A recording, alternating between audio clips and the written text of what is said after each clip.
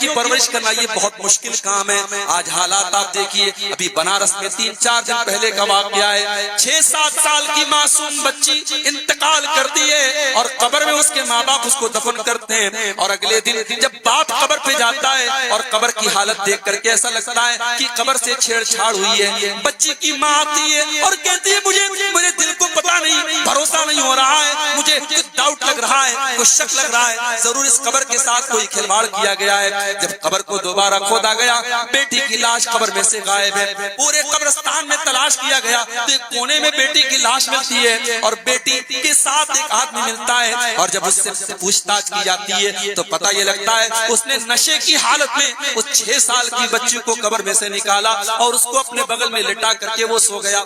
اس کے بعد لڑکی کی لاش کو پوسٹ مارٹم کے لیے بھیجا گیا. نہیں معلوم اس مردہ 6 سال کی بچی کے ساتھ اس ظالم نے کیا کیا. میرے پیارے ساتھیوں, یہ واقعہ دیکھ کر کے اور سن کر کے رونگٹے کھڑے ہو جاتے ہیں. ہم اس سماج میں جی رہے ہیں, ہم اس سوسائٹی میں جی رہے ہیں جہاں 6-6 سال کی بچیاں مرنے کے بعد بھی سیف نہیں ہیں, ان کی لاشیں بھی سیف نہیں ہیں. ہم اس دور سے گزر رہے ہیں میرے بھائیوں جہاں قبرستان جیسی جگہ پر جہاں میرے نبی جا کر کے رویا کرتے تھے, جہاں صحابہ کرام جا کر کے رویا کرتے تھے, آج ان قبروں سے بچیوں کی لاشوں کو نکال کر کے ان کے ساتھ یہ بےہودہ حرکتیں کی جا رہی ہیں. میری پیاری ماں بہنوں, اگر اللہ نے آپ کو بیٹیوں کی ماں بنایا ہے اور آپ کو بیٹیوں کا باپ بنایا ہے تو بیٹیاں آپ کے کندھے پر بہت بڑی امانت ہے. ان بیٹیوں کو ہمیں زمانے کی گندی نظروں سے بچانا بھی ہے, ان بیٹیوں کے کردار کی حفاظت بھی کرنا ہے, اور جب وہ بیٹیاں جوان ہو جائیں تو اپنے کلیجے پر پتھر رکھ کر کے ان بیٹیوں کو ودا بھی کرنا ہے. میرے پیارے بھائیوں, اولاد بہت بڑی امانت آپ کے کندھے پر ہے اور آپ کو قیامت میں اس کا جواب دینا پڑے. جواب دینا پڑے. باپ بننا آسان کام نہیں ہے. اگر آپ باپ ہیں, اگر ماں ہیں, یہ اولاد آپ کے لیے امانت ہے اور اس امانت میں خیانت کر کے آپ بچ نہیں سکتے.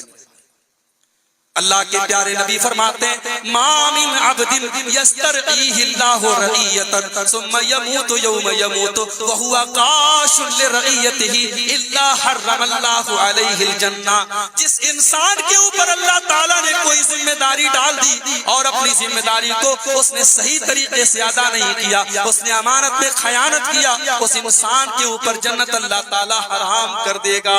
میرے بھائیوں, اولاد والو, یہ اولاد بھی آپ کے کندھے پر بہت بڑی امانت ہے. اس امانت میں خیانت نہ کرنا, اپنی اولاد کی صحیح تربیت کرنا, اپنے بیٹوں کی صحیح تربیت کرنا, اپنی بیٹیوں کی صحیح تربیت.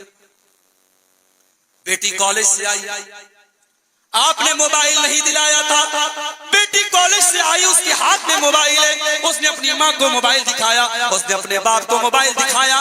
باپ کو ایک بار بھی یہ پوچھنے کی توفیق نہ ہوئی, بیٹی میں نے تو تجھے موبائل نہ دلایا تھا, یہ موبائل تیرے پاس کہاں سے آیا.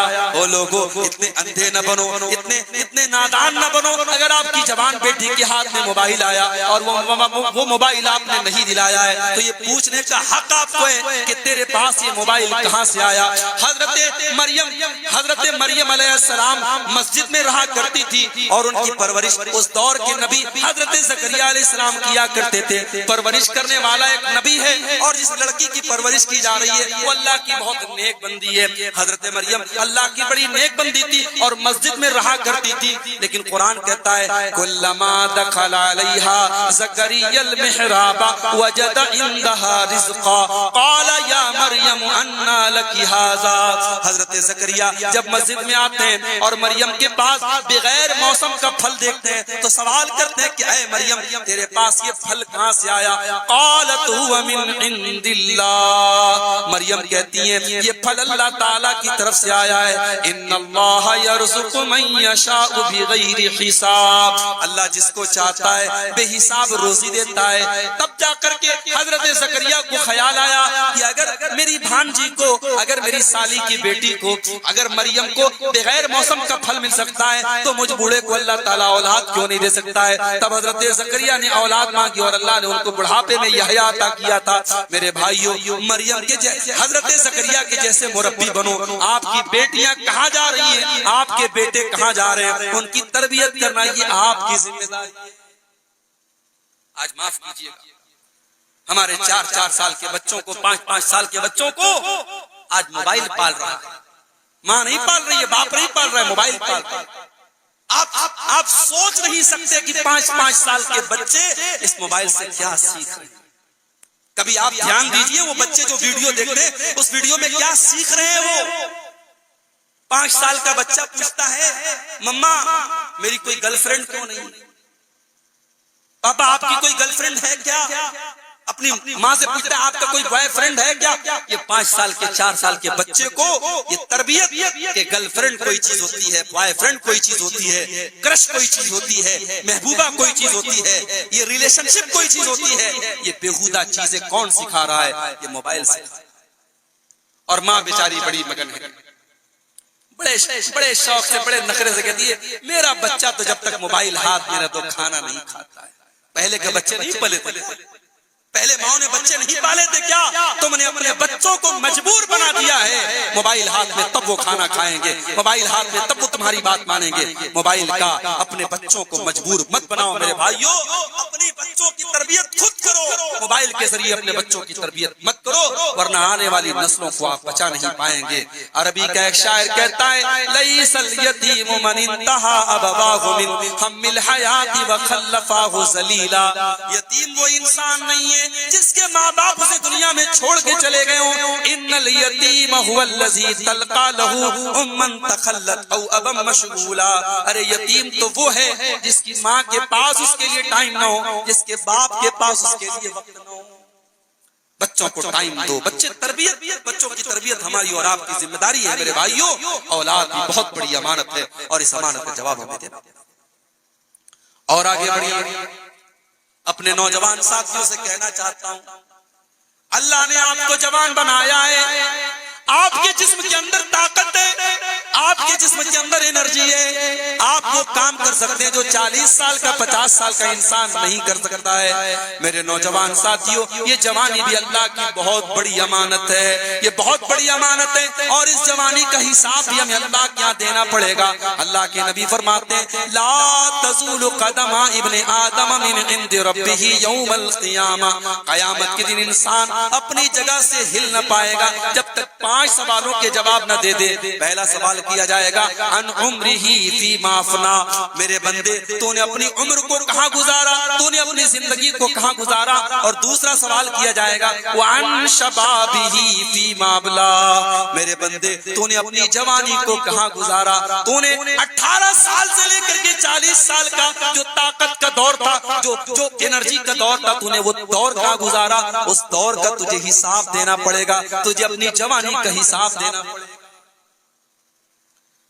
اپنے رب کو جوانی میں بھولا ہے تو، اپنے رب کو جوانی میں بھولا ہے تو، اور طاقت کے بوتے پہ پھولا ہے تو، جب جوانی ڈھلے گی تو پچھتائے گا، پھر تو رونے رلانے سے کیا فائدہ۔ میرے بھائیوں یہ جوانی آج ہے، یہ جوانی آج ہے، لیکن اس بات کی کوئی گارنٹی نہیں کہ جوانی کے ختم ہونے تک ہم اور آپ زندہ رہیں گے۔ ہم نے اپنی آنکھوں سے دیکھے کتنے نوجوانوں کے جنازے ہم نے کورونا میں اٹھائے، کتنے نوجوان آج بھی ہماری آنکھوں کے سامنے کسی خطرناک بیماری میں مبتلا ہوتے ہیں اور انتقال کر جاتے ہیں۔ اسی سدھارتھ نگر کی سرزمین کا ایک نوجوان عالم دین، ممبئی کی سرزمین پر امامت کرانے والا اور تقریر کے میدان میں اپنا لوہا منوانے والا شیخ عبد الرحمن سلفی ہمارے دوستوں میں سے تھے۔ آپ نے دیکھا کتنا خطرناک ان کے ساتھ حادثہ ہوا تھا، اور اسی طریقے کا ایک بڑا خطرناک حادثہ میرے ساتھ ہی ہوا، اللہ تعالیٰ نے حفاظت فرمائی۔ میرے بھائیوں حادثے پوچھ کر کے نہیں آئیں گے، موت آپ سے پوچھ کر کے آپ کے دروازے پر دستک نہیں دے گی۔ میرے بھائیوں یہ جوانی اللہ کی بہت بڑی نعمت ہے، جوانی کا غلط یوز نہ کرو، جوانی کا غلط استعمال نہ کرو، جوانی کو مستانی نہ بناؤ، جوانی کو زناکاری اور بدکاری میں نہ گزارو۔ یہ جوانی بہت بڑی امانت ہے۔ اللہ کے نبی فرماتے ہیں اغتنم خمسا قبل خمس، 5 چیزوں کی قدر کرو 5 چیزوں کے آنے سے پہلے، 5 چیزوں کو غنیمت سمجھو 5 چیزوں کے آنے سے پہلے۔ پہلی چیز آپ نے فرمایا شباب کا قبل حرمک، اپنی جوانی کی قدر کرو بڑھاپے کے آنے سے پہلے۔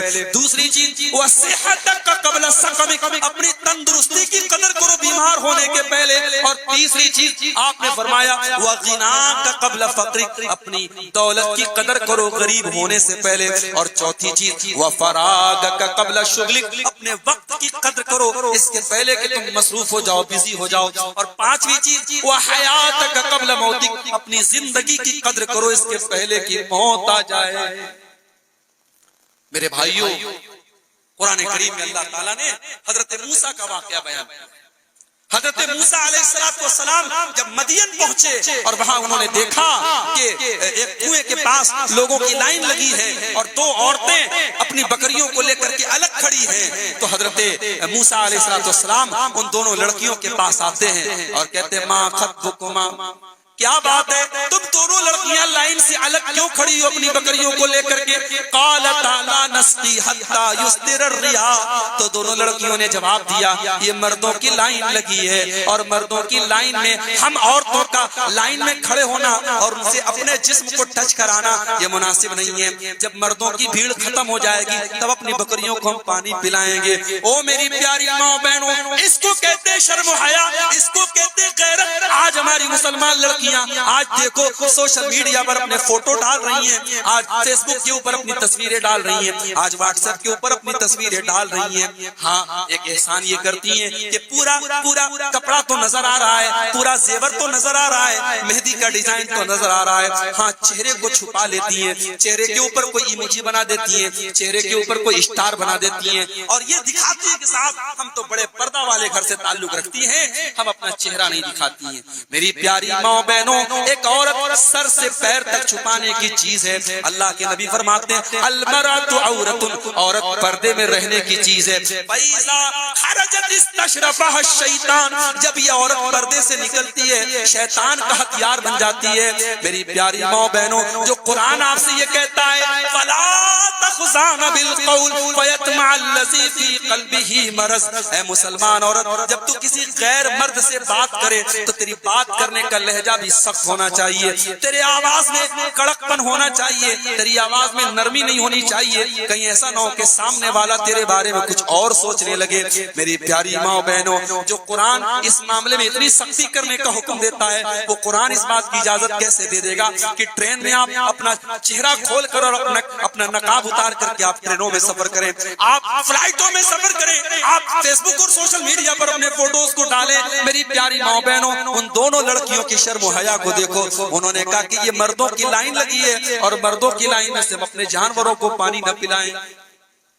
حضرت موسیٰ علیہ السلام آگے بڑھے اور دونوں کی بکریوں کو آگے بڑھ کر کے پانی پلاتے، اور جب آگے بڑھ کر کے پانی پلا دیا تو انتظار نہیں کیا کہ دونوں لڑکیاں کہ تھینک یو، بہت بہت شکریہ، جزاک اللہ خیر، کوئی شکریہ کا انتظار نہیں کیا، ان کو بکریاں تھمائیں اور آ کر کے پیڑ کے نیچے بیٹھ گئے اور اللہ سے دعا کرنے لگے رب انی لما انزلت الی من خیر فقیر، اے پروردگار تیرا بندہ موسیٰ بڑے لمبے سفر سے آیا ہے، اے اللہ بھوکا ہوں، پیاسا ہوں، بے در ہوں، اے اللہ تو میں تیرے کرم کا محتاج ہوں، اب تو ہی کرم فرما دے۔ ادھر موسیٰ کے منہ سے دعا نکلی، ادھر دونوں لڑکیاں جب اپنے گھر جاتی ہیں اور اپنے باپ کو بتاتی ہیں کہ اے ابا جان آج ایک بڑا شریف انسان ملا تھا، اس نے ہماری بکریوں کو پانی پلایا، نہ نظر بھر کے ہم کو دیکھا، نہ ہم سے ہمارا نام پوچھا، نہ ہم سے ہمارا پتہ پوچھا، نہ ہمارے شکریہ کا انتظار کیا، ہماری مدد کر کے چلا گیا۔ تو ابا جان نے کہا کہ جا کر کے اس کو بلا کے لاؤ، ہم اسے کچھ اجرت دینا چاہتے ہیں۔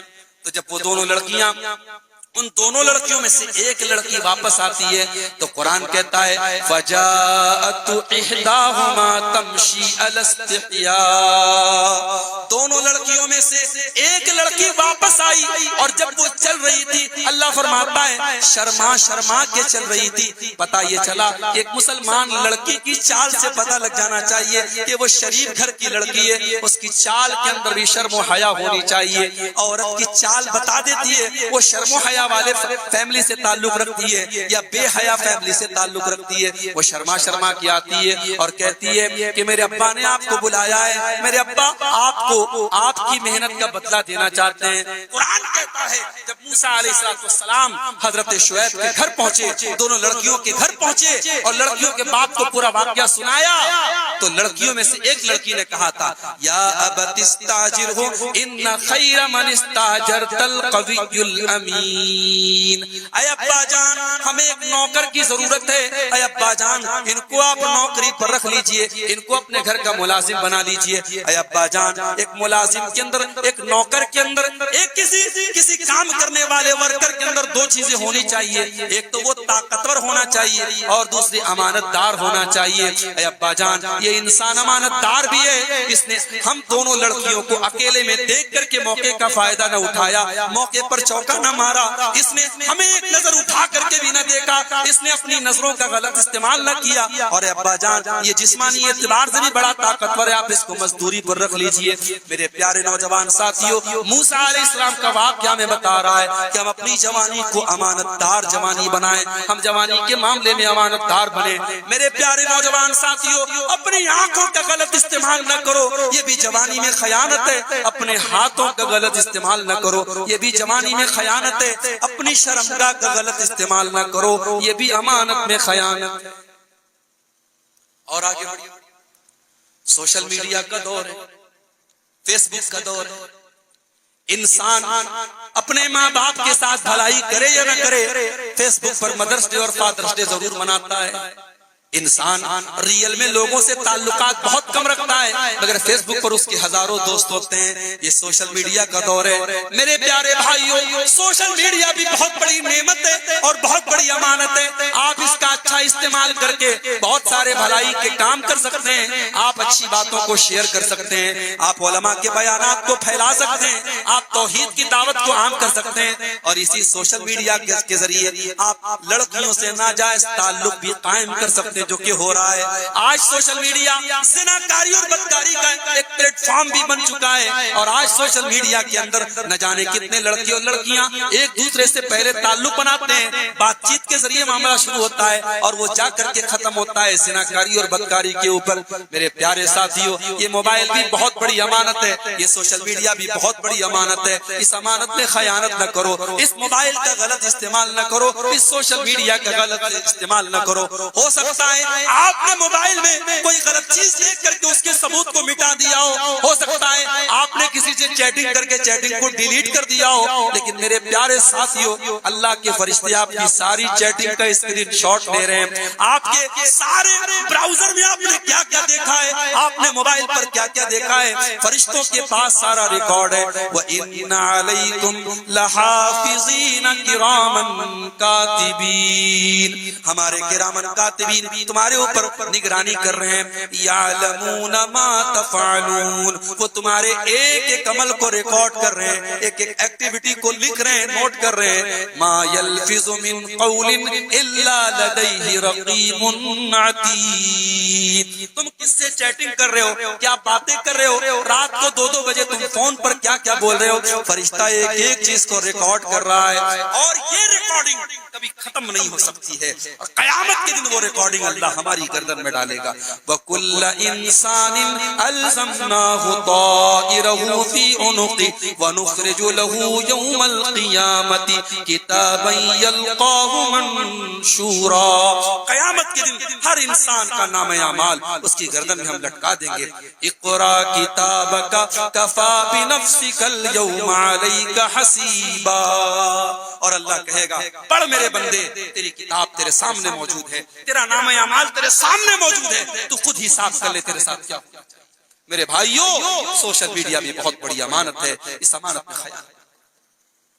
میری ماں بہنوں، بیوی شوہر کے لیے امانت ہے، شوہر بیوی کے لیے امانت ہے۔ اللہ کے نبی فرماتے ہیں سب سے بڑا برا انسان وہ ہے جو بیوی کے ساتھ رات میں صحبت کرے اور صبح کو دوستوں کو راز کی باتیں بتائیں۔ میاں بیوی کا تعلق یہ بھی بہت بڑا سیکرٹ ہے، بہت بڑی امانت ہے، اس امانت میں کوئی خیانت نہ کرے۔ مردوں سے بھی کہتا ہوں اپنے میاں بیوی کے تعلقات کی باتیں دوستوں سے شیئر نہ کیا کرو۔ بہنوں سے کہتا ہوں، ماں بہنوں سے کہتا ہوں، یہ پرائیویٹ چیزیں کرنے ہیں ان کو پرائیویٹ رکھو، اس امانت کو کسی اور کے ساتھ شیئر نہ کرو۔ اور یاد رکھو میری پیاری ماں بہنوں، اس امانت میں یہ بھی خیانت ہے کہ آپ اپنے بستر پر کسی غیر مرد کو انٹری کرنے دیں۔ اللہ کے نبی فرماتے ہیں کہ عورت کے لیے جائز نہیں ہے کہ وہ شوہر کی اجازت کے بغیر گھر میں کسی ایسے انسان کو آنے دے جس کو شوہر ناپسند کرتا ہے۔ اور میرے بھائیوں، آپ سے بھی کہتا ہوں کہ بیویاں آپ کی امانت ہیں۔ آپ نے جب مولوی صاحب کے سامنے،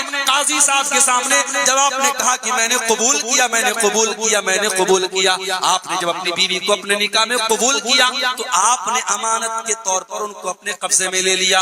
اللہ کے نبی فرماتے ہیں فَإِنَّكُمْ أَخَذْتُمُوهُنَّ بِكَلِمَةِ اللَّهِ وَاسْتَحْلَلْتُمْ فُرُوجَهُنَّ بِأَمَانِ اللَّهِ۔ اے مردو، تم نے اپنی عورتوں سے جب نکاح کیا تو اللہ کا کلمہ پڑھ کر کے اور اللہ کا نام لے کر کے ان کو اپنے نکاح میں لیا۔ کل تک وہ سر سے پیر تک تمہارے لیے حرام تھی، آج سر سے پیر تک تمہارے لیے حلال ہو گئی ہیں۔ اس لیے اپنی بیویوں کو امانت کے طور پہ سمجھو اور اس امانت میں کبھی خیانت نہ کرو، کسی غلط طریقے سے بیویوں کے ساتھ پیش نہ آؤ، ان کے ساتھ کوئی ایسا معاملہ نہ کرو جو اسلام کے خلاف ہو، جو شریعت کے۔ اور آخری چیز، امانت میں خیانت کی جب بات آئی ہے، ہم اس دور میں ایک اور چیز دیکھ رہے ہیں، نااہل لوگ جو جس کام کے لائق نہیں ہے اس کو وہ ذمہ داری دی جا رہی ہے۔ جو انسان انگوٹھا چھاپ ہے اس کو تعلیمی اداروں کا ذمہ دار بنایا جا رہا ہے۔ جو فجر کی نماز میں بھی نہیں آتا اس کو مسجد کا متولی بنایا جا رہا ہے۔ جس کو تعلیم کی الف ب نہیں آتی وہ مدرسے کا ناظم بنا بیٹھا ہے۔ میرے پیارے ساتھیوں، یہ بھی امانت میں بہت بڑی خیانت ہے، نااہل لوگوں کو ذمہ داری اور عہدے دینا، اور قیامت کے پہلے یہ چیز بہت زیادہ ہو جائے گی۔ اللہ کے نبی فرماتے ہیں، بخاری کے الفاظ ہیں، ایک صحابی اللہ کے نبی کے پاس آتے ہیں اور سوال کرتے کہ اللہ کے نبی قیامت کب آئے گی؟ اللہ کے نبی کوئی جواب نہیں دیتے ہیں۔ سوال پوچھنے والا واپس جانے لگتا ہے، اللہ کے نبی پوچھتے این السائل، سوال کرنے والا کہاں گیا؟ اللہ کے نبی اسے واپس بلاتے اور کہتے اذا ذکیت الامانۃ فانتظر الساعہ۔ اے میرے صحابی، جب امانت کو برباد کر دیا جائے، جب امانت نااہل لوگوں کے حوالے کر دی جائے تو تم قیامت کا انتظار کرنا۔ اذا وسد الامر الى غیر اہلہ فانتظر الساعہ۔ جب کوئی معاملہ نااہل لوگوں کے حوالے کر دیا جائے تو تم قیامت کا انتظار کرنا۔ میرے پیارے ساتھیوں، آج وہ حالات بھی ہم دیکھ رہے ہیں، آج عالم، بڑے بڑے عالم بیچارے، ان کو کوئی پوچھنے والا نہیں ہے، اور اپنے چکنی چپڑی باتوں کی بدولت اور اپنے سوشل میڈیا پر اپنی مقبولیت کے باعث ایسے لوگ جن کے پاس علم بھی نہیں ہے آج وہ عوام کے دلوں پر راج کر رہے ہیں۔ میرے پیارے ساتھیوں، علم ہمیں علماء سے لینا ہے۔ علماء جب تک آپ کے پاس موجود ہیں ان علماء کی قدر کرو میرے بھائیوں۔ آپ یاد رکھو، آپ کے عالم کی جگہ آپ کا موبائل نہیں لے سکتا، آپ کے عالم کی جگہ آپ کا یوٹیوب نہیں لے سکتا، آپ کے مفتی کی جگہ آپ کا انٹرنیٹ نہیں لے سکتا۔ آپ فتویٰ اپنے مفتی سے پوچھو، آپ علم اپنے علماء سے حاصل کرو۔ ہمارا بچہ انگلش میں کمزور ہے، ہم میتھ کے ٹیچر سے انگلش نہیں پڑھواتے۔ ہمارا بچہ میتھ میں کمزور ہے، ہم انگلش کے ٹیچر سے میتھ نہیں پڑھواتے۔ میرے بھائیوں، علماء آپ کے دین کے ٹیچر ہیں، اور دین کا ٹیچر اسی کو بناؤ جو علم دین سیکھنے والا اور علم دین کا ماہر ہو۔ ہر کسی کو اپنا ٹیچر مت بناؤ۔